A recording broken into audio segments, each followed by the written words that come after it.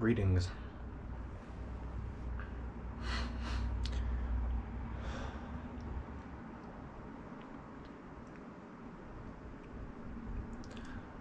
I was studying the philosopher Lacan yesterday, and he talks a lot about gazes. The gaze from external upon the self,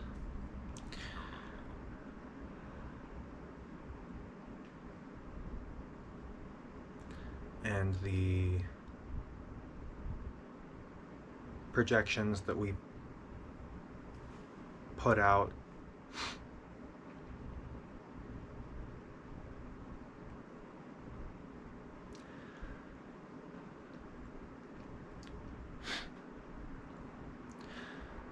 this is a gaze, and that's why it's useful.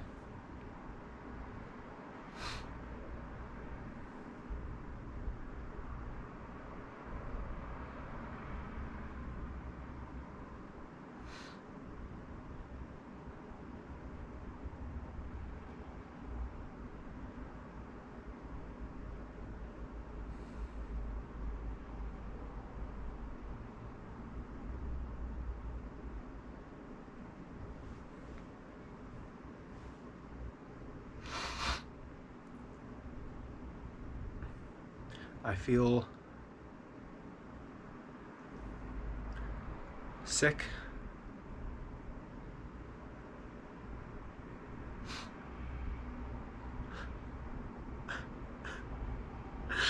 because of this book that I'm writing. Because every time I have a thought, I pause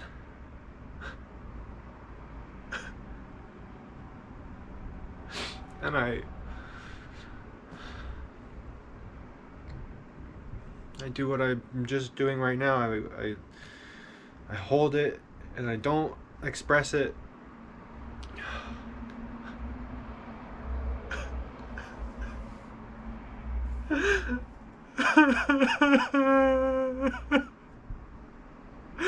And it's fine for writing the book. It's healthy for writing the book.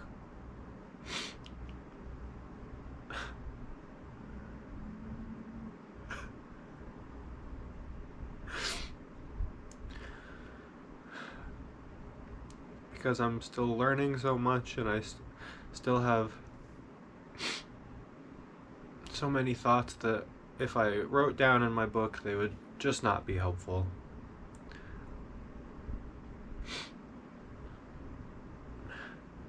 Maybe one day I'll be able to do what Nietzsche did and write Thus Spake Zarathustra in one day. And just flow and have all of my thoughts be what they are and trust them.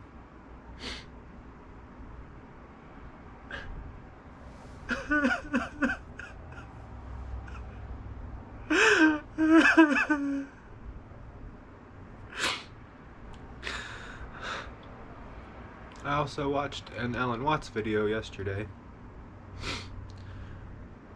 and he was going on about a thought experiment about what if all of our thoughts were out in the open for everyone to see, our innermost thoughts, maybe through some technology or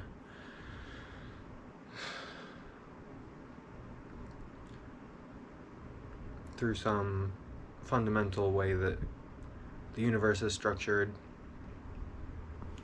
And he was talking about how wonderful it would be, and I agree, if everybody could just flow and be completely open. We would all get to know each other, we would all understand, all the bullshit would drop away.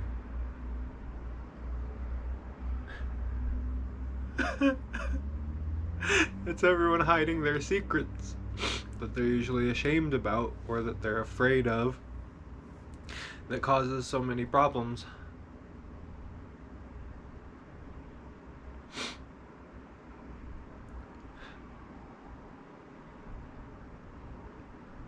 One solution is to become empty so that There aren't any secrets because there's nothing in there.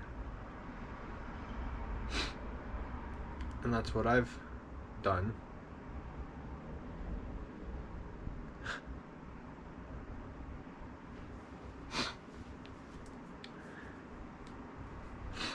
But it's not what everybody should do. It's what monks and nuns should do. Taking on an agreement to become a seed for society, which I'm not claiming I am, but it's a noble thing to do.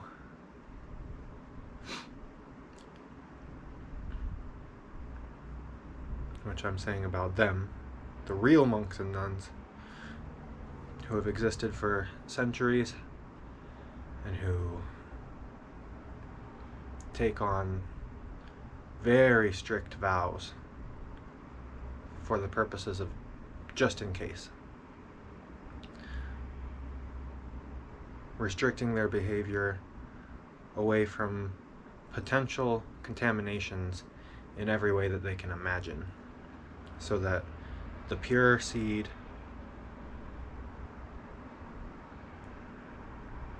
of being secret free can be preserved for society.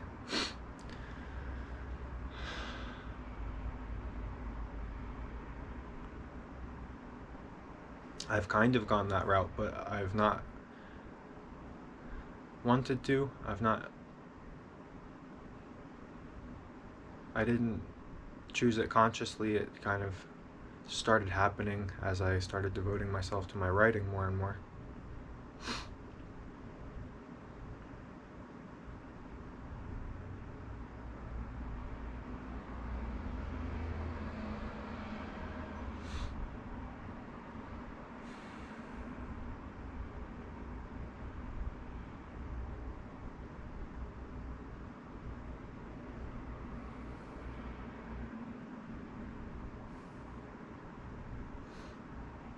When I moved out to California, I moved with the goal of pretty much doing it.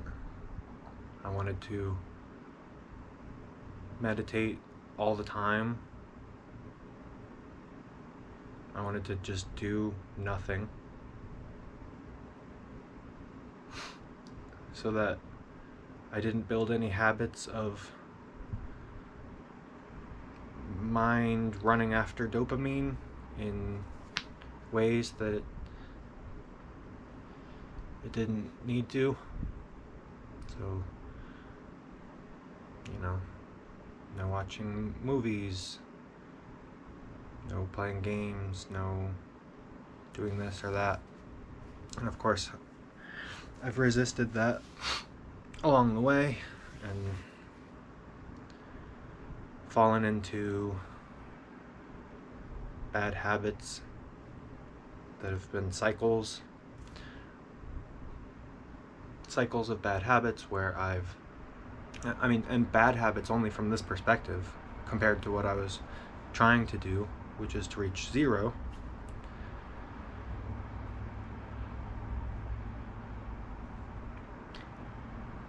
And then having the lashbacks of those habits as the person who I was conflicted with the person who I was trying to be, and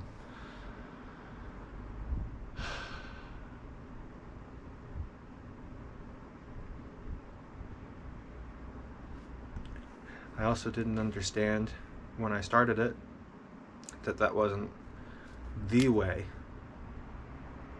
to reach freedom and being secret free. I had no idea about the other route, which embraces life and becomes secret free in fullness.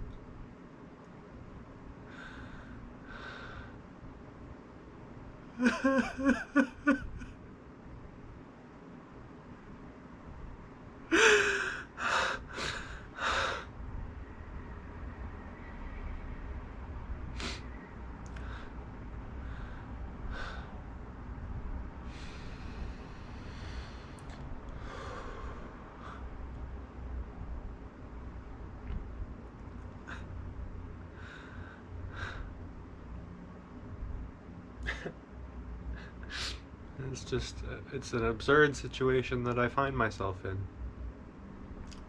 Absolutely absurd.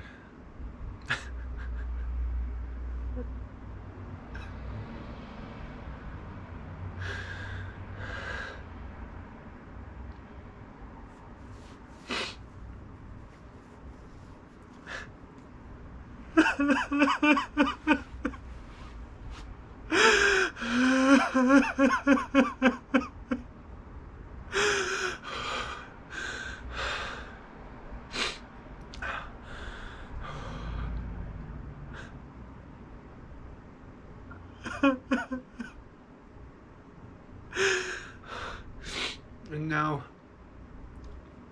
it's getting to the point where I feel like this is all that's left. This feeling. There's just emptiness and the resistance to the emptiness. And I can't really feel the emptiness because true emptiness is not something you can feel. So all I'm feeling is resistance.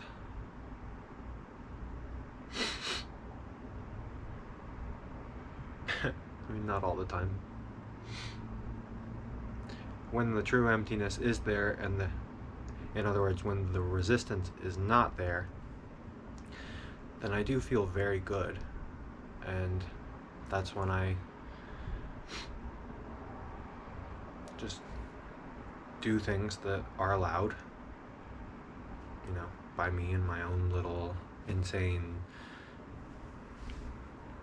rule set. Read, write, research, meditate, cook, eat, walk, go to work.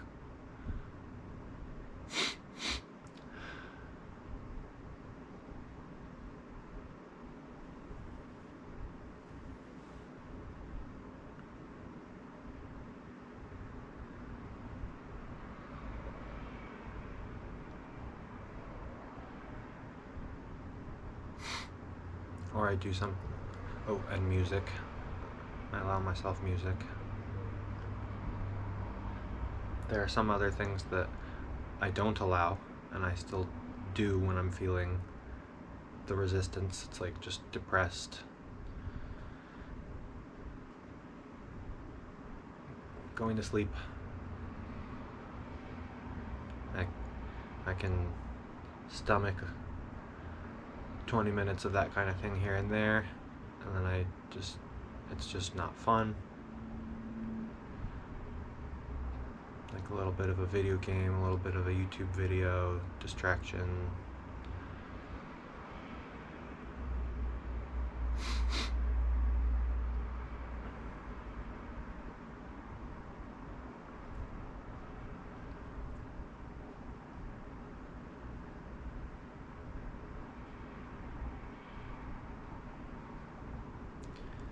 All in all, I would not suggest anyone do what I'm doing.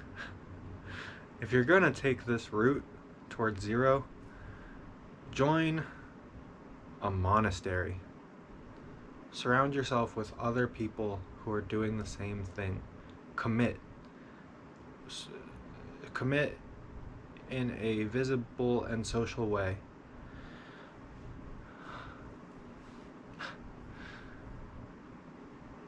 With other people who are also committing.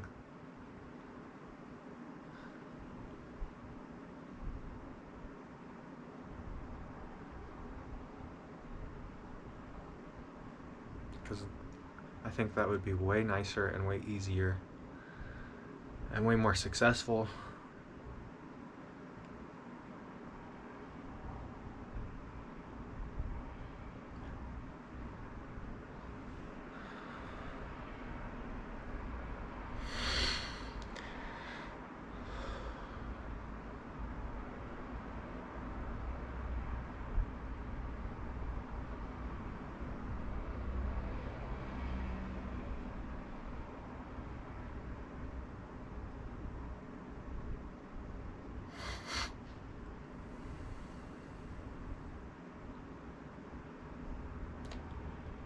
probably don't do it simultaneously while writing a book, because writing a book is its own type of insanity.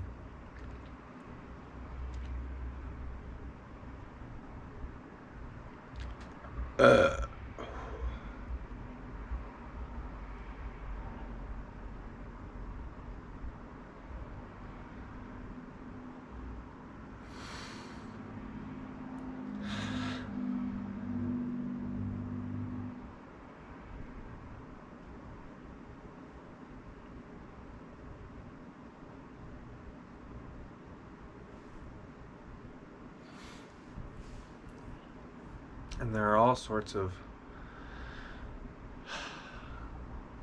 doubts and questions that pop up along both paths. Along the path to zero path and the book writing path.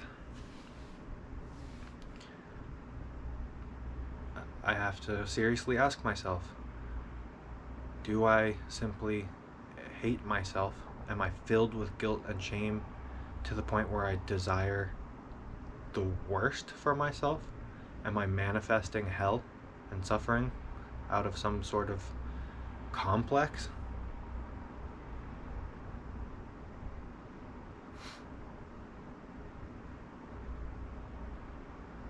I actually think the answer is no. I have seriously considered that quite a lot.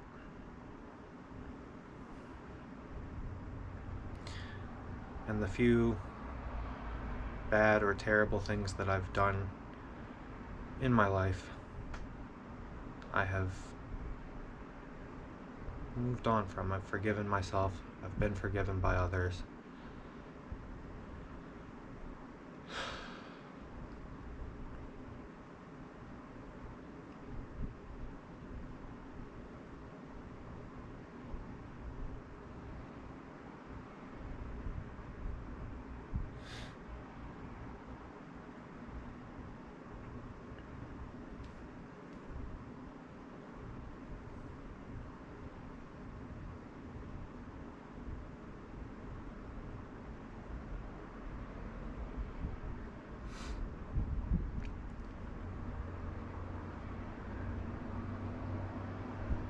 I think I've confused people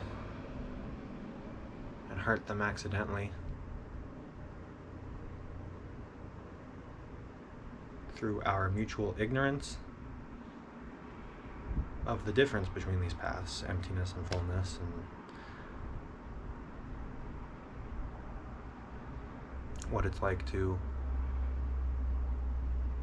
find freedom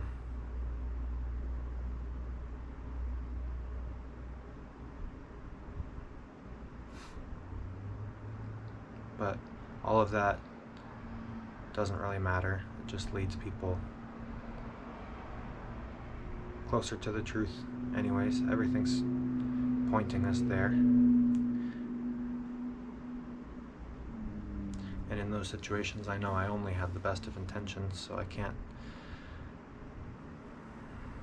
hold it against me or them. So there's nothing in me of the self-hatred variety. So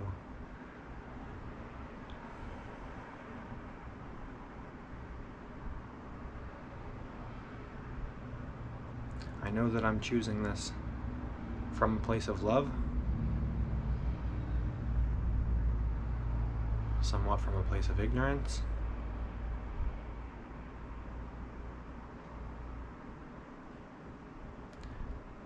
but from a place of acceptance. But just because I accept it doesn't mean that I can't be sad and feel intensely.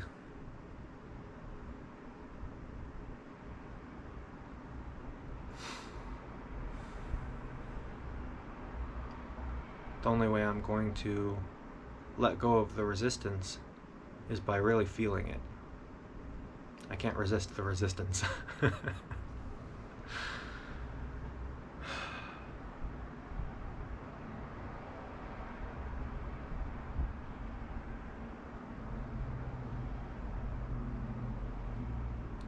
And I've been feeling the resistance really strongly lately because of this whole romance thing.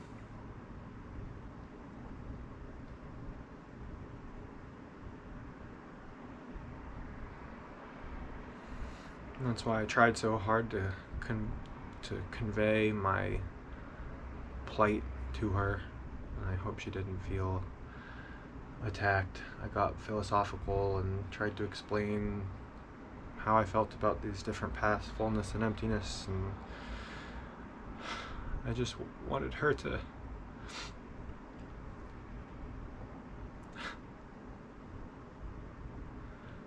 be my savior.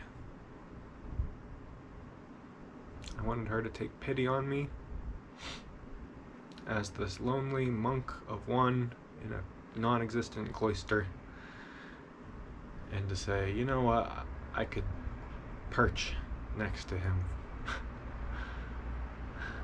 even though he's fucking crazy from my perspective.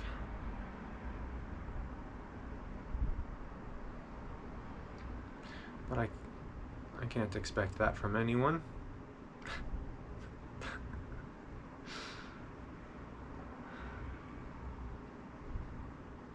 She deserves so much more.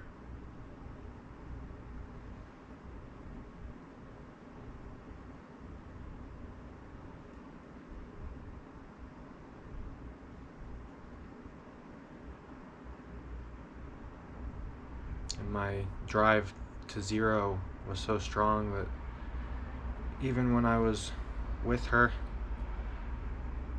I was actively trying to let go of her. I wasn't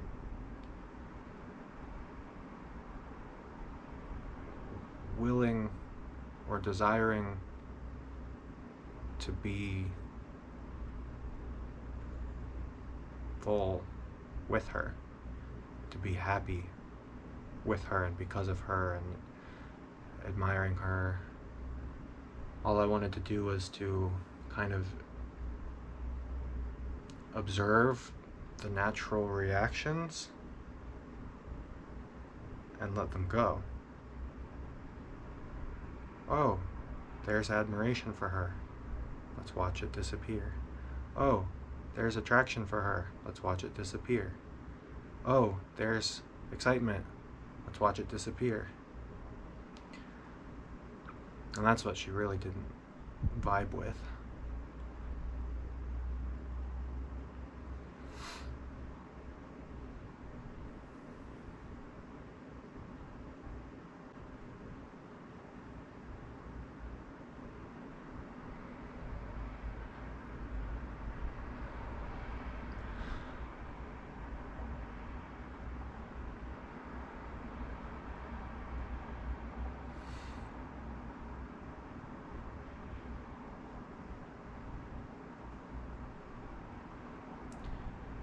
And because of her, I learned how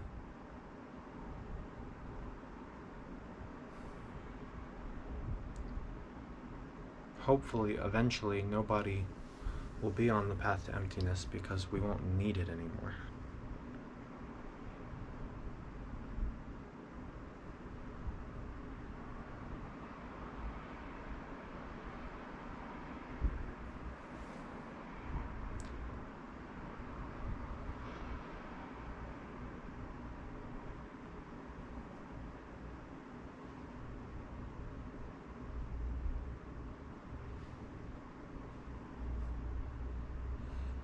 And so I feel like I learned and recognized that her way was so much better than mine. It was the real goal.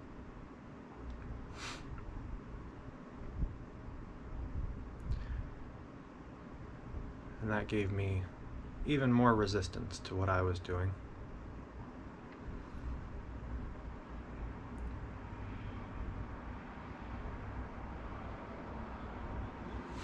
I felt like completely abandoning what I was doing.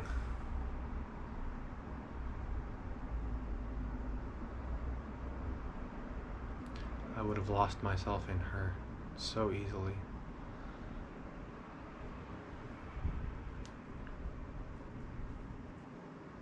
And I wonder if that would have made it easier or harder to finish my book. Practically speaking, harder, because it takes a lot of time, and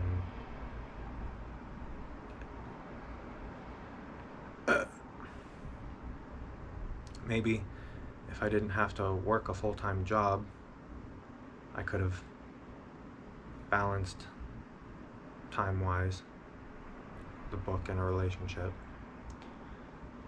But as things are,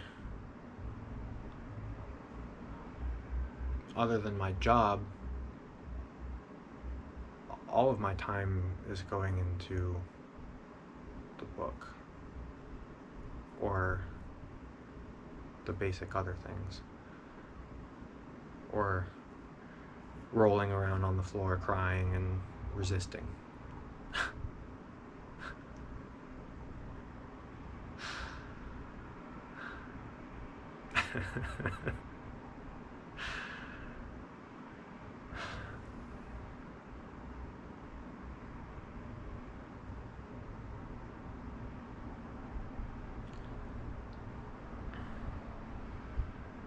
Especially lately. And that's coming to a head. I think what I'm choosing to do is to stick with it for now and just continue to consider that as soon as I'm done with this book, I will rebirth myself like a phoenix. And who knows what'll happen? Maybe I'll continue on the empty path. Maybe I'll go join a cloister. That'd be fun. Or maybe I will say, my work is done. Let's live life now. Or maybe it'll be some combination.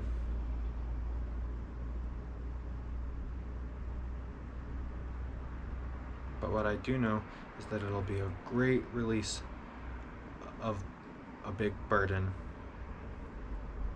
Maybe not from the emptiness and zero path, if I could choose to continue that, so be it. But definitely the thought burden which writing has taken upon my brain.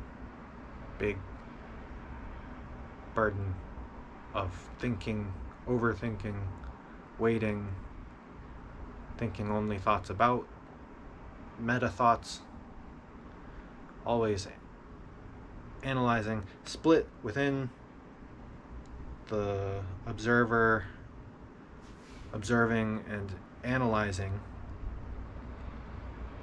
for the purposes of sharing in language, instead of the observer observing and just experiencing without needing to proselytize the experience.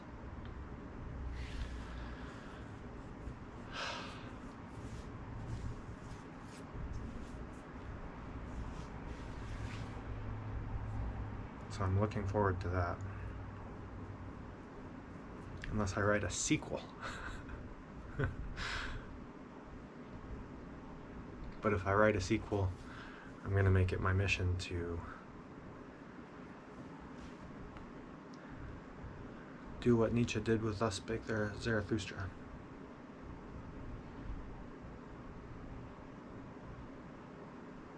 To just enter into a purified reverie and vomit and then be done with it.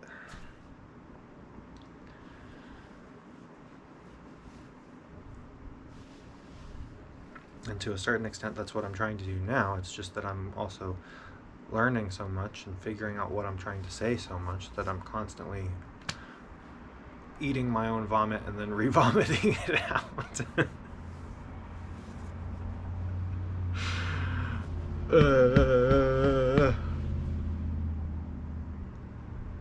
And dealing with the consequences. And learning how to let go of more and more intense innate desires.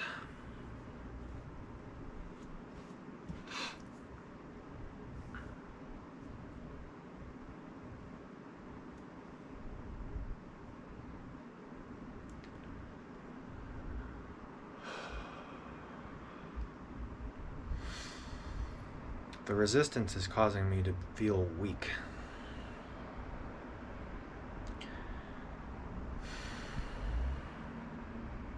And to be afraid of being strong.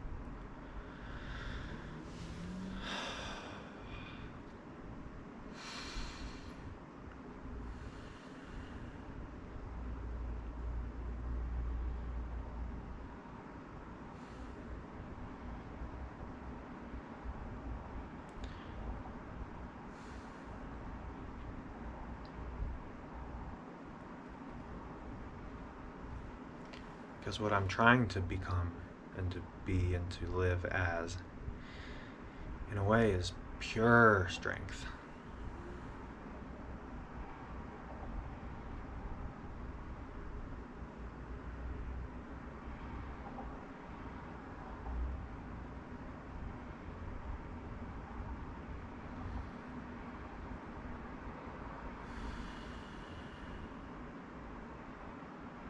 And my resistance doesn't even like for me to say that out loud.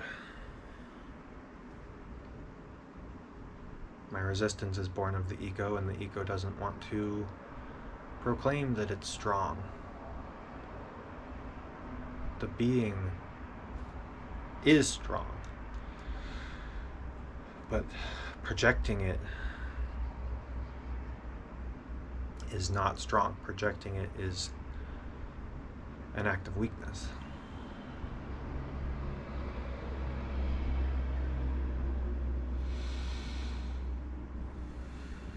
Allowing strength is scary, and so the ego would rather simply project it than actually allow it. It's scared of what might be required.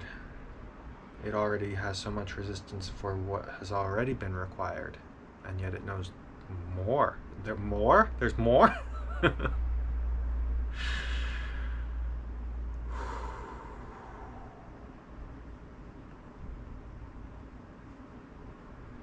I've already done more than 99.9% of all people.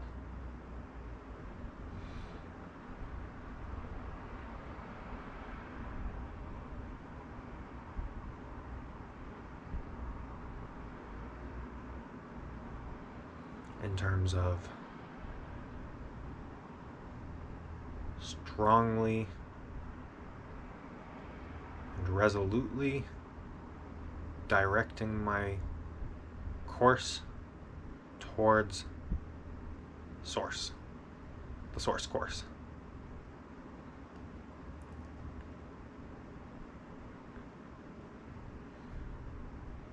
Through the path towards zero.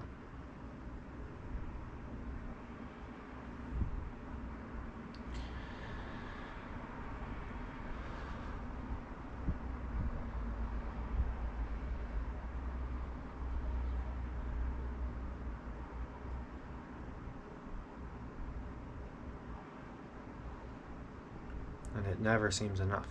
Even right now, I'm like, okay, there's how much time left in the day? It's 11. I'm gonna go to bed at probably around 11 or midnight, so that gives me 12, 13 hours. And I'm like, what if I just sat here and meditated the whole time? No food, no getting up, no stretching, just accept the pain. Feel my own resistance to this absurd thing that I've devoted myself to. And I've done stuff like that before.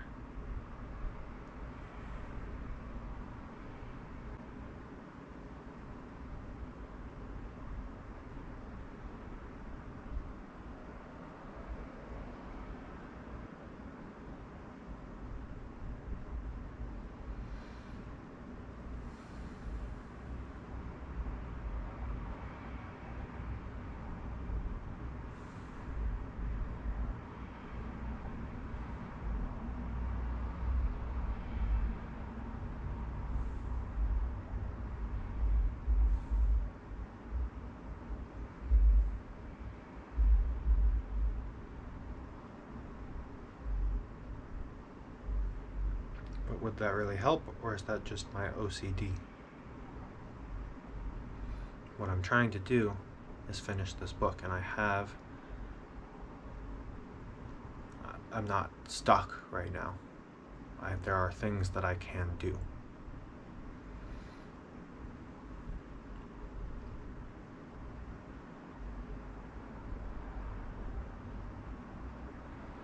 So these grandiose attempts to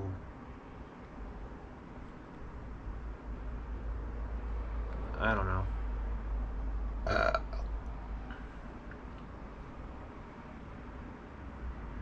Maybe it's an attempt to project for the sake of the gaze.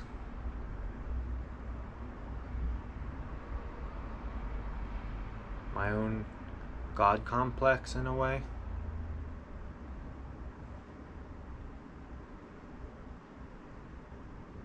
And maybe it's an attempt to just in case, do whatever is necessary.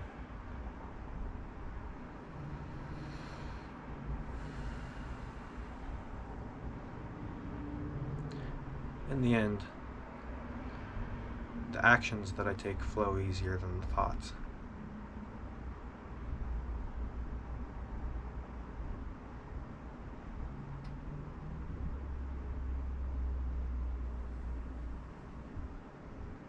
I will probably end up doing a good balanced mix, and whatever needs to happen will happen. Maybe it's not balanced, but whatever needs to happen will happen.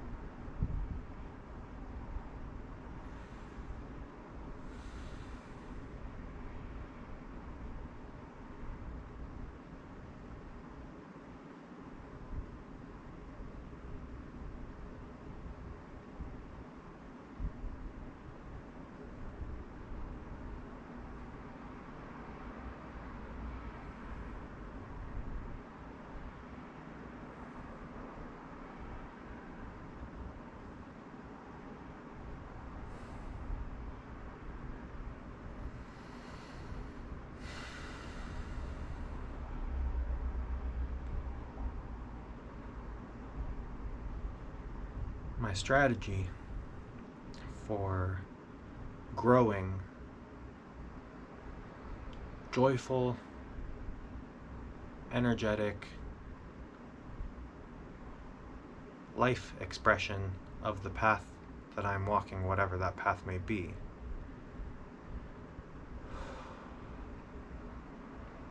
is to simply positively reinforce the sense of awareness during the activities which I approve of doing.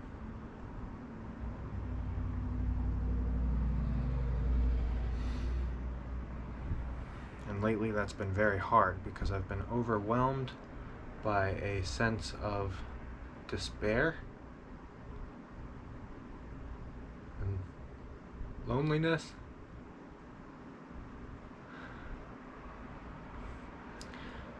And martyrdom.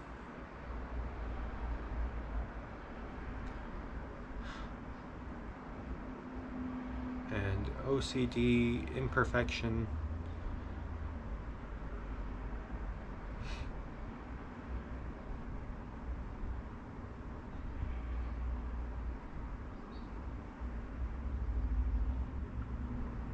A month ago, I would have added in intense anxiety to the mix, because I hadn't yet come fully to grips with the fact that both paths are good, but that mine is very unnecessary, and I was anxious about whether or not either path was good or bad. I wasn't fully sure.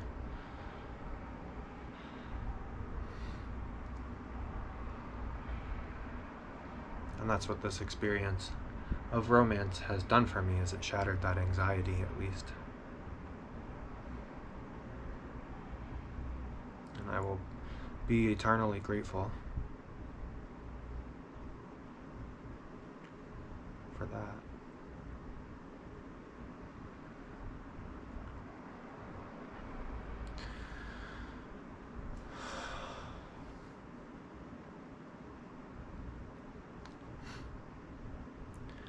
So right now, I'm working on growing the things that will take the place of those feelings of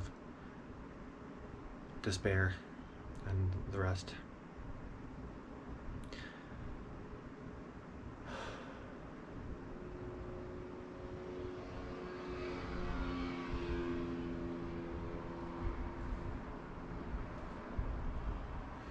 Those feelings haven't always been there. When I first started on this path, when I first moved out to California, I was only full of just the best kinds of joy, profound sensations of unity with the universe and my sense of God and love for others.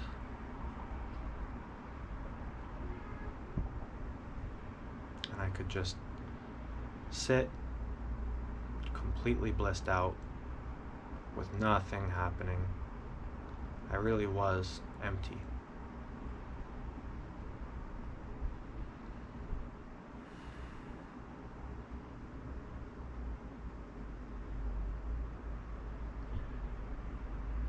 But it was a narcissistic emptiness, because I had no clue about the other path,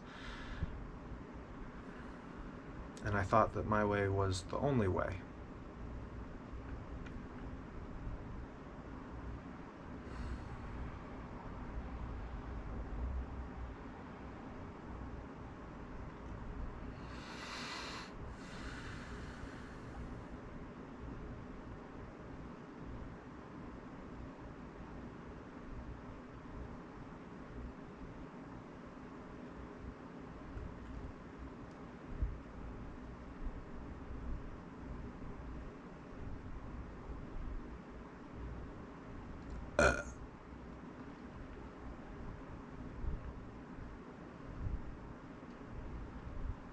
It was just a kind of blissed out nihilism.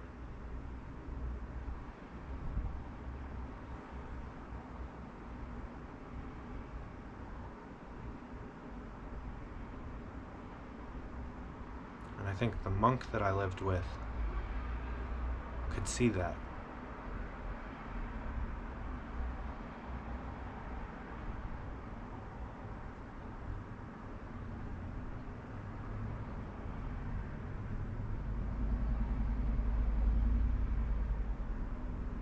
I think he could see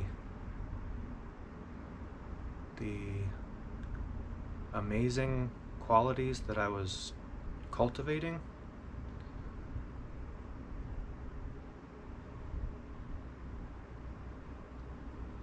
and I think he very much respected the path of emptiness that I was undergoing, but he was constantly trying to show me the path of fullness.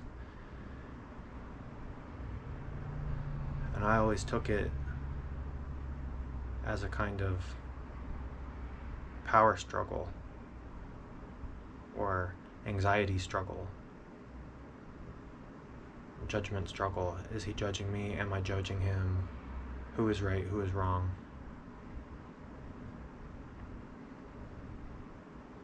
And certainly I that was only a small part of my mind state towards him, because I was also constantly learning a lot from him. So it was a mix.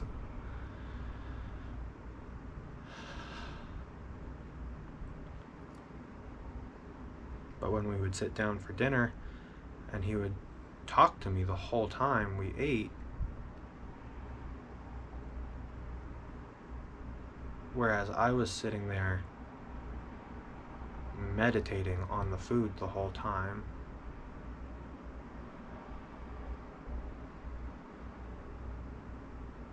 I was just confused. I didn't want to judge him, and I didn't want to judge myself.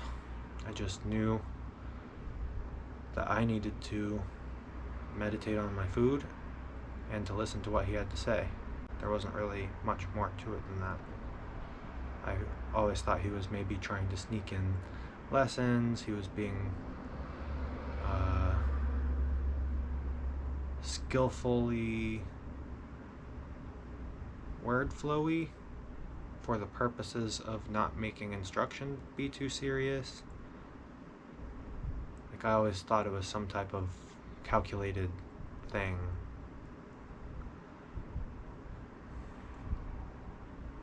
But now I kind of think he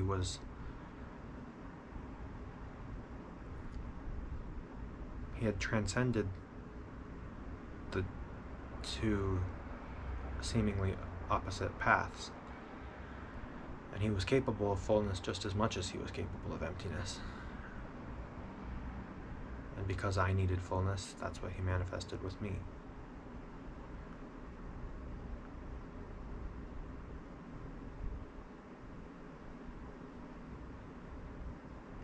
Or maybe I didn't need fullness at the time, but I needed to see someone that I trusted be full, so that I could know, if not then later, that that was a legitimate possibility.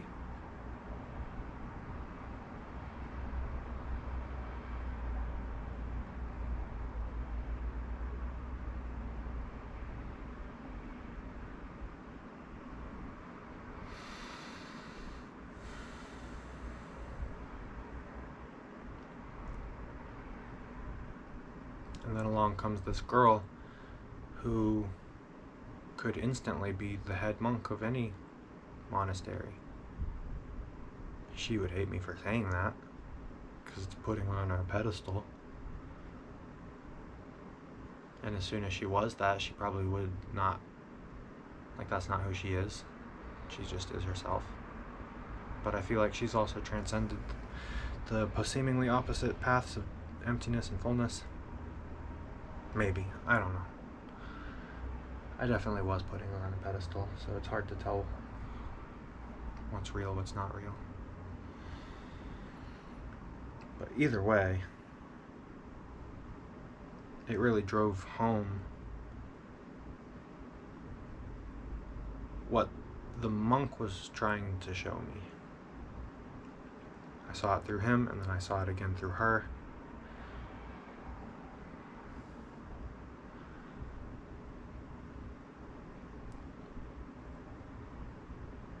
And he didn't need me to be full with him,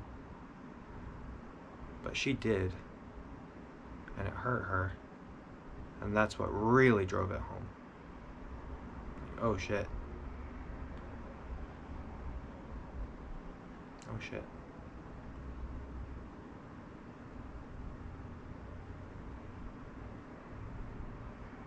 And that's probably true for my past two roommates as well.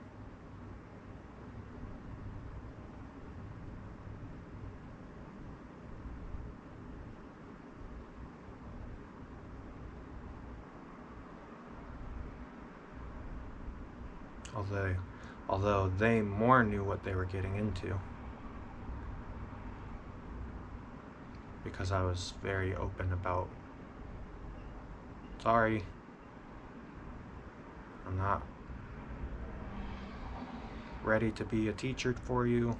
I'm not able to be a friend to you. I'm this in-between person. I'm sorry that it's hard. I said that a lot to them, so I hope they did understand it. And they could see me spending all of my time working on my book instead of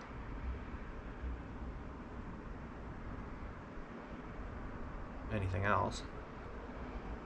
Whereas this girl, I didn't, obviously work on my book around her. Show up to her place, get out my pencils.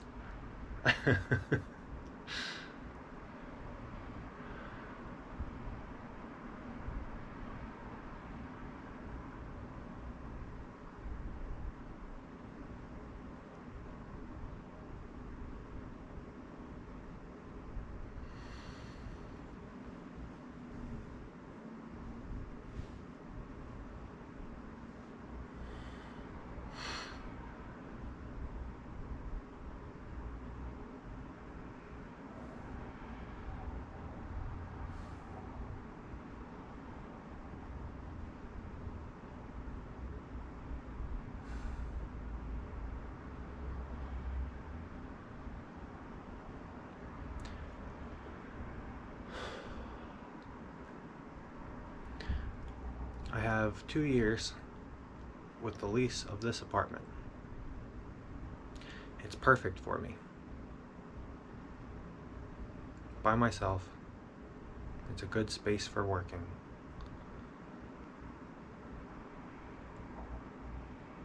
I can do things like this. My goals are to bring as much kindness and compassion for myself and my situation as I can back into my life, to take the place of all of this resistance.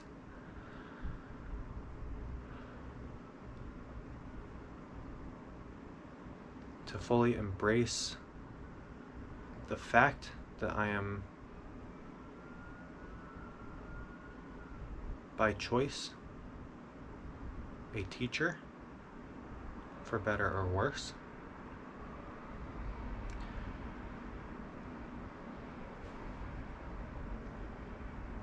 And to not resist that, and to bring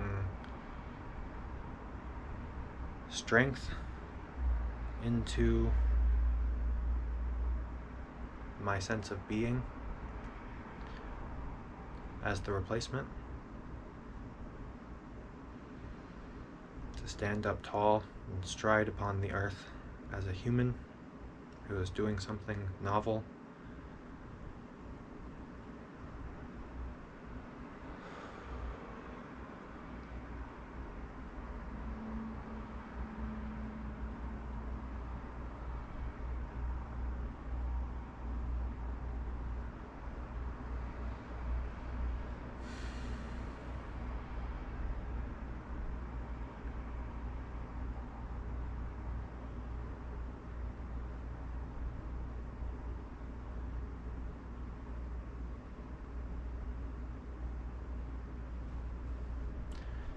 And probably to not try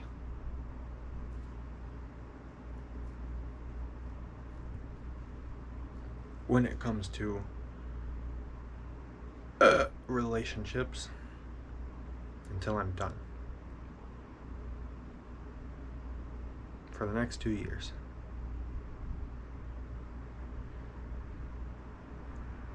Not unless I can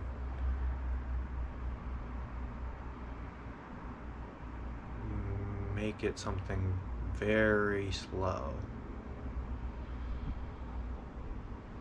and very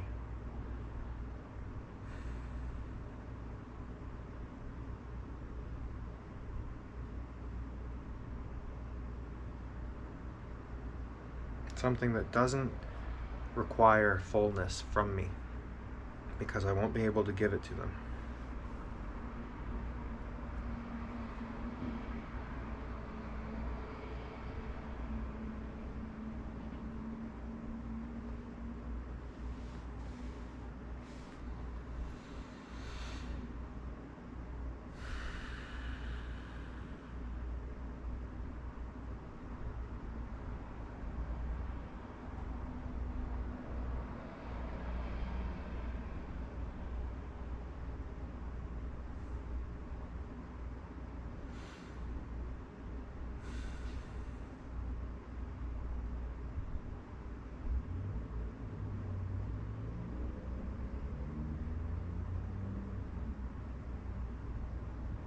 Boy.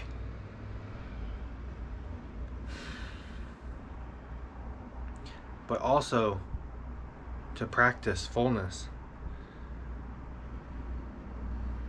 within the confines of the little allowances that I've given myself. To not be empty within the emptiness, to be full within the emptiness.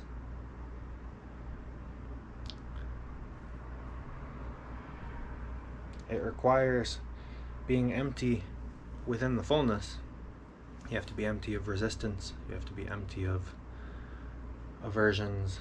You have to be empty of a kind of control in order to allow fullness to happen, in order to allow life to happen, and in order to not have secrets.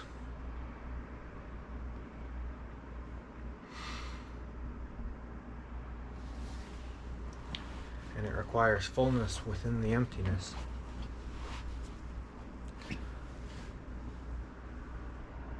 To get something out of this emptiness, and to not just sink into death and despair.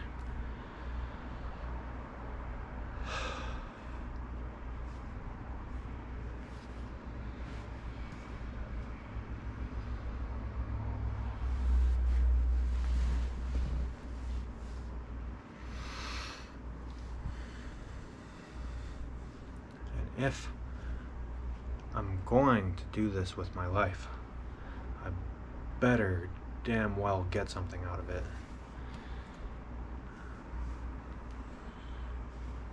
I better come back with a jewel worthy of giving to the rest of the world.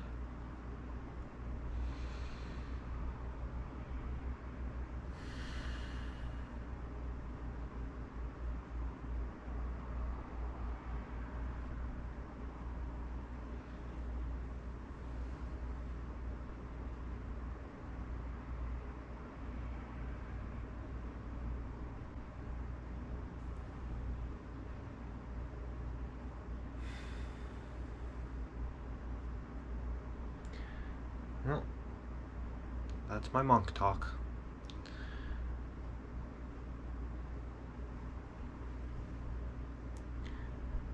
Signing off. Back to the grindstone. Back to the old who's-y what's-it nose grind.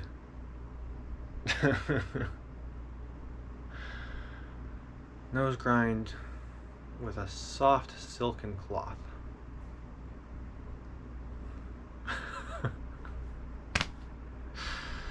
Goodbye, gaze. I will meet you in the next object that you manifest yourself to me in, be it a person or a thing or myself. But I'm about to push the button that causes you to no longer exist in this form. So say goodbye to me, the real me, my projection of me, your interpretation of me.